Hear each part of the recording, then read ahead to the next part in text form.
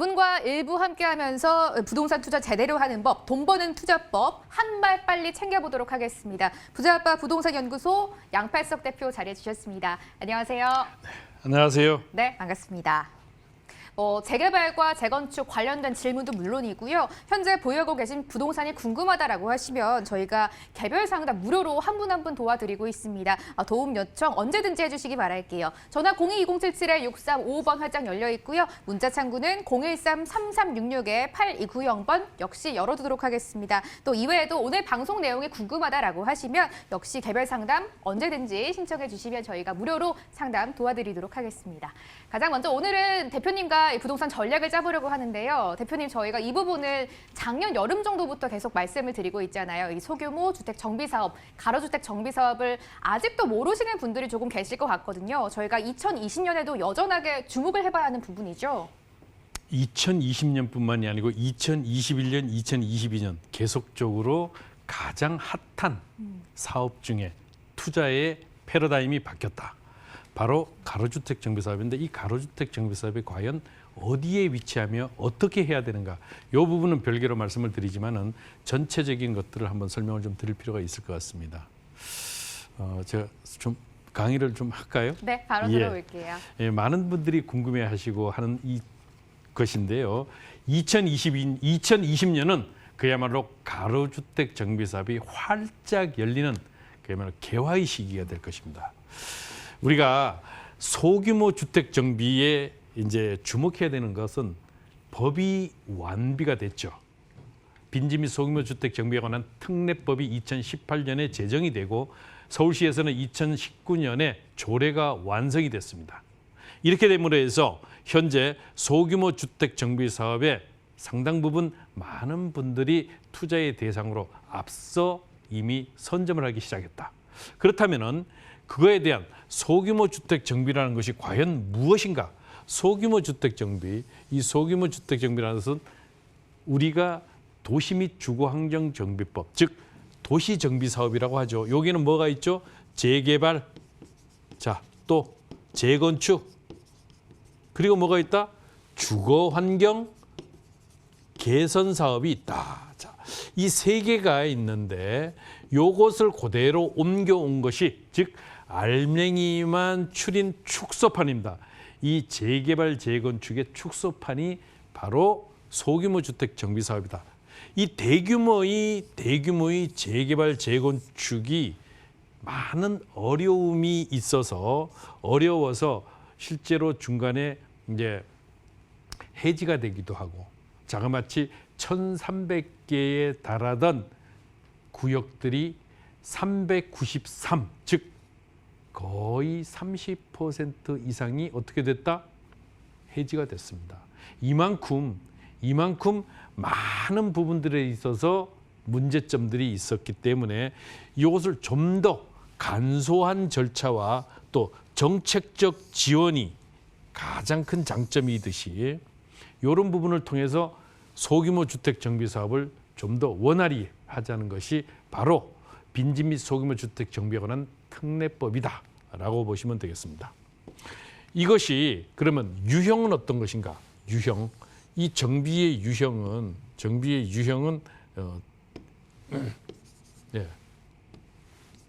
정비의 유형을 한번 살펴보겠습니다. 이 정비의 유형은 자율주택 정비사업, 가로주택 정비사업, 소규모 재건축이 있습니다.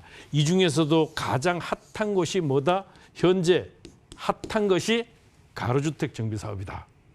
이 가로주택 정비사업은 재개발의 축소판이다. 재개발의 축소판이다. 작은 규모로 이루어진다고 보시면 되겠습니다. 자율주택 정비사업은 2세대 이상만 모여도 할 수 있는 사업이다. 그래서 일반적으로 주거환경 개선 사업의 전환이다. 소규모 재건축은 재건축 사업의 축소판이다. 이렇게 보시면 되겠습니다. 이 부분을 가지고 한번 살펴보게 되면은 그렇다면은 우리가 그런 것들이 활성화되는 이유, 가로주택 정비사업이 활성화되는 이유가 바로 12.16 부동산 주택시장 안정화 방안이 발표가 됐죠. 발표가 되면서 여기에 상당 부분 18번째의 규제 중에 규제 일변도였던 부동산 정책들이 완화되는 정책이 두 가지가 있습니다. 장려하는 정책이 두 가지가 있죠. 그것이 뭐다? 여기 보시면은 서울 도심 내 공급 차질 없는 추진 4만 호, 30만 호, 수도권에 30만 호 중에 26만 호는 수도권에, 4만 호는 서울 내에, 그만큼 서울 도심 내에 아파트를 공급할 땅이 없다는 것이죠. 그러다 보니까 관리처분 인가 이후에 단계에 있는 정비사업 추진을 지원하겠다는 겁니다. 지금까지는 재개발 재건축 상당 부분 묻고 규제 일변도였지만은 정말 어쩔 수 없이 공급의 일환을 이제 도입하지 않을 수 없다. 가장 중요한 것이 바로 이것이죠. 가로주택 정비사업 활성화입니다. 더구나 그냥 단순히 어떤 제도를 개선한 것이 아니고 활성화를 위한 제도를 개선해 획기적으로 하겠다는 것이죠. 준공업 지역 관련해서 바로 이 두 가지가 바로 완화하는 것입니다. 장려하는 것입니다. 그렇기 때문에 이 부분을 잘 살펴보실 필요가 있다. 특히 가로주택 정비사업 같은 경우는요. 이것이 잘 보완이 되게 되면은 순식간에 4만 호가 아니라 10만 호도 공급이 가능할 정도로 상당히 좋은 공급 대책 중에 하나다라고 보시면 되겠습니다. 그러면 이 소규모 주택 개발과 도시 재생이라고 하는 현재 문재인 정부에서 가장 역점적으로 주도하고 있는 도시 재생 그리고 재정비 촉진지구와 재개발의 관계는 어떤 상관관계를 가지고 있는가? 큰 틀에서 도시재생 뉴딜 사업이라고 하는 도시재생 사업이 있다고 하면 광의의 개념입니다. 광의의 개념이면은 재정비 촉진지구가 좀 더 작고 또 재개발 재건축이 좀 더 작으면서 소규모 주택 개발이 협의의 개념이다. 협의의 개념이다. 그야말로 그 안에 들어가는 작은 즉 축소판이다. 축소판 개발이다. 축소판 개발이라고 하는 것이 맞을 겁니다. 그렇듯이 이 부분을 보시면은 이해가 되실 겁니다. 그러면 재개발 재건축 사업 단계별 추진 절차와 소규모 가로주택 정비 사업의 추진 절차는 어떻게 다른가? 어떻게 다른가를 보셔야죠. 기존의 정비 사업은 어떻다? 바로 기존의 정비 사업은 정비 기본 계획 수립을 하고 그리고 조합 설립이 되고 사업 시행 인가 관리 처분 인가라고 하는 많은 단계를 거쳐서 즉 준비 단계에서부터 나중에 사업 완료 단계까지 오게 되면은 이 많은 기간이 몇 년 평균 9년이라고 하는 장구한 세월, 심지어는 20년씩 걸리는 것도 있죠. 이렇게 오랜 세월이 걸립니다. 왜? 단위가 비교적 크고 또 이 안에서 부동산 시장의 변화에 의해서 이해관계가 상당 부분 틀어지기 때문에 반대파와 찬성파들 간의 불협화음 때문에 법정에 서기도 하고 이런 많은 문제점들이 있죠. 그런데 이것을 작은 규모로 하면은 이해관계에 문제가 생길 때는 대화로 충분히 풀 수 있는 그런 그 규모가 되기 때문에 실제로 어떻다? 이 부분들을 전부 어때? X 추진 절차를 생략해서 바로 뭐다? 조합 설립 인가를 바로 받게 됩니다. 그렇게 되고 사업 시행 인가 관리 처분 계획을 하나로 합쳐서 추진 절차를 생략하게 되죠. 이렇게 되니까 실제로 조합 설립까지가 보통 4, 5년 걸리고 사업 시행 인가 관리 처분 계획에서 많은 문제점들이 나타나던 것을 효율적으로 집행함으로 해서 평균 1년에서 3년밖에 소요되지 않는다. 이렇게 되면은 아파트를 짓는 기간까지 포함하면 보통 3년에서 5년 정도면은 아파트 입주를 할 수 있을 만큼 획기적으로 개선이 됩니다. 그러면 차라리 흰도시 건설하는 것보다 훨씬 낫죠. 이렇기 때문에 제가 작년부터 꾸준하게 가로주택 정비사업 내지는 소규모 주택 개발 투자에 적극 매진해야 된다고 말씀을 드렸습니다. 저 또한 마찬가지로 제가 쓴 책에 이렇게 보시면은 책이 이제 물론 시중에 나와 있습니다만 여기에 도시재생과 소규모 주택 개발 투자에 대한 이 부분들이 자세하게 나와 있을 만큼 사실 이 단계별 추진 절차의 과체를 우선 살펴보기 전에 그렇다면은 왜 이런 현상이 나타났는가를 보셔야 됩니다. 바로 패러다임의 변화입니다.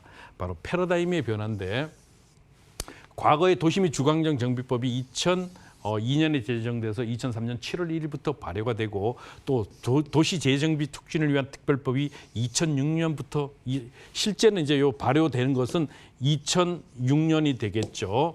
그렇게 되면서 이 구간 동안에 현재 그 시범 뉴타운을 포함한 재정비 촉진지구 즉 뉴타운이 활발히 진행이 됐었죠. 예, 바로 이명박 정부였었는데요. 이명박 씨가 서울시장을 할 때부터 이제 뉴타운 사업을 적극적으로 추진을 했었습니다. 이런 패러다임의 변화가 진행을 해오면서 도시 및 주거환경 정비법이 개정이 되고 그러면서 법과 시행령과 이런 것들이 개정이 됐습니다. 왜냐하면 부동산 시장이 전부 문제점들이 나타나기 시작했기 때문이죠. 이렇게 되면서 바로 이게 도시재생법이죠. 도시재생법 정확히는 도시재생 활성화 및 지원에 관한 특별법이 2014년부터 발효되기 시작했고 그리고 나서 바로 빈집 및 소규모 주택 정비에 관한 특례법이 2018년부터 본격적으로 제정이 돼서 그 효용성을 발휘하기 시작했습니다. 자, 눈치 빠른 사람들은 바로 앞서서 가죠.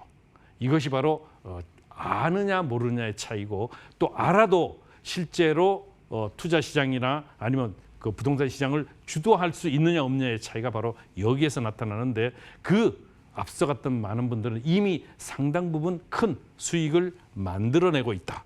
그렇기 때문에 이러한 패러다임 변화를 일찍 알아채고 움직였던 사람들이 바로 앞서가는 그런 분들입니다.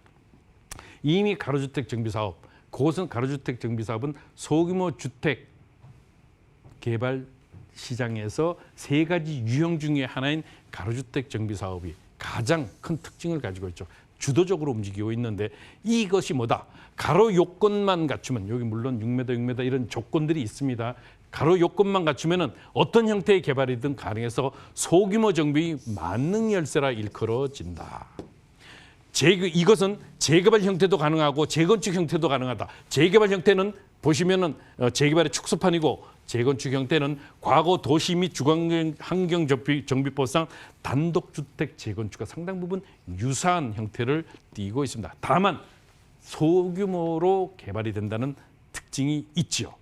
자, 그렇다면 이런 유형을 좀 비교를 해보게 되면은 재건축과 가로주택 정비와 소규모 재건축을 보면은 가장 문제점이 뭐다? 조합원 지위 양도, 그다음에 입주권 전매 여기에 부분 보면은 다 가능하도록 돼 있는데 가능하도록 돼 있죠. 투기과일 지구든 어쨌든 그러면서도 가로주택 정비 사업은 현재 재당첨 제한, 초과이익 환수, 분양가 상한제 모두 미적용으로 상당 부분 투자의 효율성이 높다. 요것 또한 마찬가지로 공기업 참여 시에 미적용을 하기로 개정을 앞두고 있기 때문에 실현이 될 겁니다. 그래서 아마도 2월 달에 다시 발표되는 부동산 대책에는 가로주택 정비 사업에 대한 것이 좀 더 좀 더 완화되는 그리고 정책적 지원이 장려되는 쪽으로 진행이 될 것으로 예상이 됩니다. 이렇기 때문에 이러한 부분들을 우리가 살펴보게 되면 가로주택 정비 사업 지금 그냥 단순히 제가 막 시간 관계상 빠르게 진행을 해오다 보니까 이것이 뭐지? 저게 그래도 알 듯 모를 듯 별도로 저희 세미나나 아니면은 상담 전화를 주시면은요. 저희가 상세하게 교육 과정 내지는 개인 상담을 통해서 알려드리도록 하겠습니다. 네, 양팔석 대표가 작년부터 매일매일 강조해 주시는 부분입니다. 이 추진 절차를 생략해서 비교적 단기간에 개발이 가능한 소규모 주택 정비 사업 오늘 자세하게 말씀드려봤는데요. 이 내용을 기억을 하면서 직접적인 투자 전략을 세워보도록 하겠습니다. 양팔석 대표가 선택한 지역이 기다리고 있다고 합니다. 먼저 화면으로 체크해 보시죠. 서울시 강남구 논현동입니다. 9호선 신논현역 도보 3분 이내에서 투룸 다세대 주택 준비되어 있습니다. 현재 시세는 매매금액 3억 6천에서 4억 5천만 원에 형성돼 있습니다. 실투자금은 전세 시엔 6천에서 7천만 원, 월세 시엔 대출을 1억 6천만 원 예상하면 1억 7천에서 1억 9천만 원 전망내고 있습니다.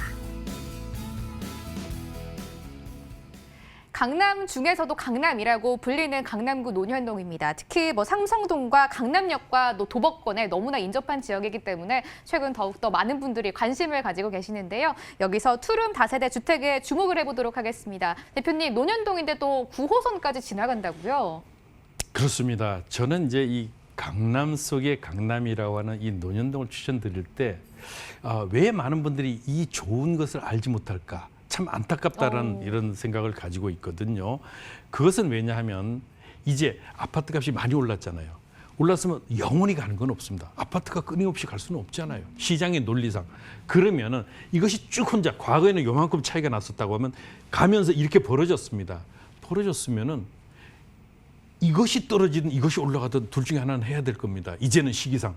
이미 5년간 올라왔기 때문에 잠시 쉬어가야 됩니다. 그러면 그다음에 강남에서 저평가되고 오르지 않은 것이 뭔가 이것을 살펴보실 때 거기다가 지금 좀 전에 말씀드렸죠. 가로주택 정비사업이라든가 소규모 재건축이 기다리고 있습니다. 이런 시장이 활짝 열릴 때 가장 곽광을 받을 것이 뭐냐.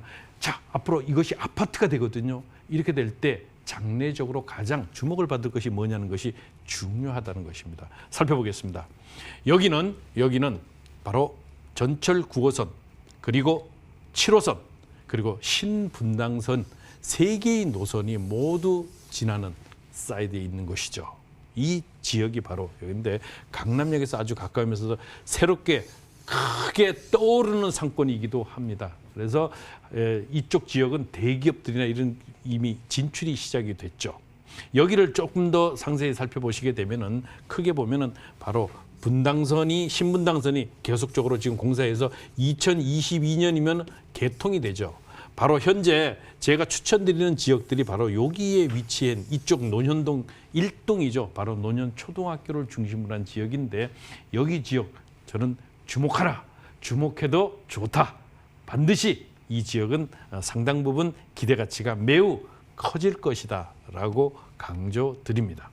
이 개발 호재를 한번 살펴보게 되면 무엇보다도 롯데 칠성부지 집값을 끌어올리는 데 가장 큰 요인은 교통여건이라고 볼 수 있는데 이러한 국제계례 복합지구의 개발과 신분당선이 2022년까지 세 개의 노선에 바로 세 개의 정류장이 개통이 되고 그 이후에 용산까지 가게 되지요. 용산까지 약 2028년까지 개통 예정인데 이렇게 되면은 신사역, 논현역, 신논현역은 더블 역세권으로 변모하면서 새로운 바로 축인 9호선을 중심으로 해서 강남역 이상의 유동인구를 확보하는 것이 바로 신논현역 주변이 될 것입니다. 이만큼 미래의 그런 기대 가치가 더욱 커진다. 이렇게 되다 보니까 대기업들이 어떤 곳입니까? 돈 냄새 맡기로 아주 유명하잖아요. 이미 정평이 나 있고 대기업들의 관심 지역이자 그리고 엔터테인먼트, 연예 기획사 그리고 유명 연예인들이 이미 이 지역을 공략하기 시작했습니다. 영동대로 지하통합개발 계획이라고 하면은 바로 여기서 전철역으로 불과 3정거장 정도밖에 떨어져 있지 않는데 이곳이 바로 국제교류 복합지구로 강남 마이스 산업을 주도하는 이런 곳입니다. 앞으로 이 기대 가치가 더욱 커질 수밖에 없는 가치와 경부고속도로의 지하화 사업은 현재 논현 일동에서 걸어서 5분 정도밖에 걸리지 않는 반포 IC가 있죠. 여기 지역에 바로 경부고속도로를 지하화하고 1조 3천억 원의 개발비를 어디서 뽑아내느냐? 잠원에서부터 반포 IC까지 사이에 있는 상업지역에서 뽑아낸다. 이렇기 때문에 나머지 부분은 문화예술공간, 그다음에 공원 이런 식으로 조성이 되기 때문에 약 17만 평에 이르는 이런 경부고속도로 지하화 사업을 통해서 얻어지는 이런 그 면적들을 전부 활용을 한다고 보면은 반포 IC부터 잠원 IC가 상당 부분 좋은 그런 가치를 가질 것입니다. 경부고속도로 지하화 사업을 통해서 그 가치는 더욱 증대될 것으로 예상이 됩니다. 네, 강남 중에서도 이미 센터에 위치하고 있는 강남구 논현동에서 투룸 다세대 주택을 한번 주목해보고 있는데요. 이미 너무 센터에 있고 너무나 많은 사람들이 좋아하고 선호하는 지역이지만 앞으로 소규모 재건축도 기다리고 있고요. 특히 현재는 더블 역세권, 앞으로는 신분당선이 개통이 되면서 트리플 역세권으로 변모할 지역이다라고 말씀 정리해볼 수가 있겠습니다. 이제 직접적으로 어떤 점을 보고 어떤 건물에 투자를 해야 하는지, 어떤 주택을 주목을 해야 하는지를 여쭤봐야 될 것 같은데요. 대표님, 재건축도 앞으로 소규모 재건축 기다리고 있다라고 말씀을 해주셨고 또 저희가 투자를 할 때 임차도 생각을 해봐야 되잖아요. 자세하게 체크포인트 들어볼게요. 그렇습니다. 이 지역 같은 경우는 임차 수준이 상당 부분 높죠. 우리가 이제 쉽게 말하면 그렇습니다. 다른 어떤 것보다도 자, 임차 수준이 높다는 것은 편의성, 교통, 환경 이런 것들이 잘 갖춰졌다는 것이죠. 그렇기 때문에 그러한 것들이 잘 갖춰진 것이 바로 강남이다. 그래서 앞으로도 대한민국을 이끌어갈 바로 중심축에 위치해 있다고 볼 수 있는데 이곳에 투자해야 되는 체크포인트 한번 살펴보죠. 자, 이 강남권의 더블 역세권으로 변하는 미래가치. 신분당선과 9호선, 신분당선과 7호선 이러한 더블 역세권, 신논현역 초역세권, 도보로 5분 거리에 위치해 있는 대부분 주변 지역이 뭐다? 상업 업무 지역입니다. 여기는 9호선 역세권 신축 주택의 가치를 저는 주목하라고 말씀을 드리는데 효율성 때문이죠. 현재 가로주택 정비 사업이 진행이 되든 아니면은 전철 개통으로 인해서 지대 가치가 계속적으로 올라가든 어쨌든 이 주변 지역의 그 기대 가치는 신축 주택을 삼으로 해서 전세가에 대한 효율성을 높이면 바로 그것이 실질적인 내 가치로 돌아오기 때문에 그러한 가치를 주목하라. 자, 투룸 주택 요즘 가장 인기 있고 1, 2인 가구로 분화되는 가치에서는 가장 좋다. 그리고 모든 가전 옵션 이런 가치를 가지기 때문에 여기 체크 포인트 특히 중요한데요. 매매 가격이 중요하죠. 매매 가격이 여기는 3억 6천부터 4억 5천만 원. 다른 지역에 비해서 유독 거의 차이가 1억에 가깝습니다. 이래서 왜 이런 현상이 나타나는가? 이 지역은요. 땅값이 실제로 상업 업무 지역에 위치해 있는 곳과 단순한 주거 지역에 위치해 있는 땅값 차이가 이곳은 6천에서 7천만 원, 이곳은 4,500에서 5,500만 원 사이가 되기 때문에 거의 2천만 원 가까이 평당가가 차이가 나니까 당연히 이렇게 벌어질 수밖에 없습니다. 왜냐하면 투룸 주택 같은 경우가 대지 지분이 5평에서 6평 사이니까 벌어지죠. 그리고 25평 아파트 사실 약 9평에서 10평 정도의 대지 지분을 가지고 있는데요.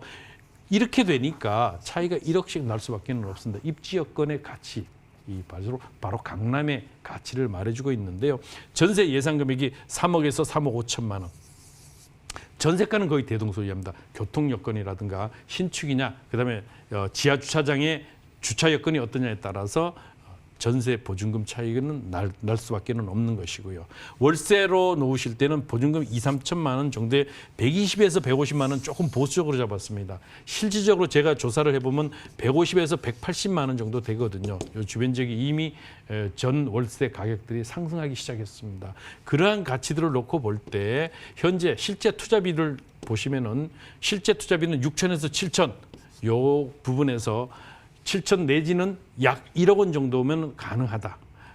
지금 좀 전에 말씀드린 4억 5천 정도도 1억 정도의 실투자비면은 현재 강남 속의 강남에서 앞으로 3년, 5년이 지났을 때 가로주택 정비 사업 내지는 신분당선의 개통으로 인해 가지고 더블 역세권의 기대가치 업무 상업적으로 변모하는 이 중심축의 강남에 그 기대를 가치를 더욱 증대시킬 수 있고 월세로도 투자를 하실 때 대출을 활용하시면 1억 7천에서 1억 9천만 원 정도면 가능합니다. 이렇기 때문에 이러한 가치를 놓고 보실 때는요. 지금 부동산 투자는 뭡니까?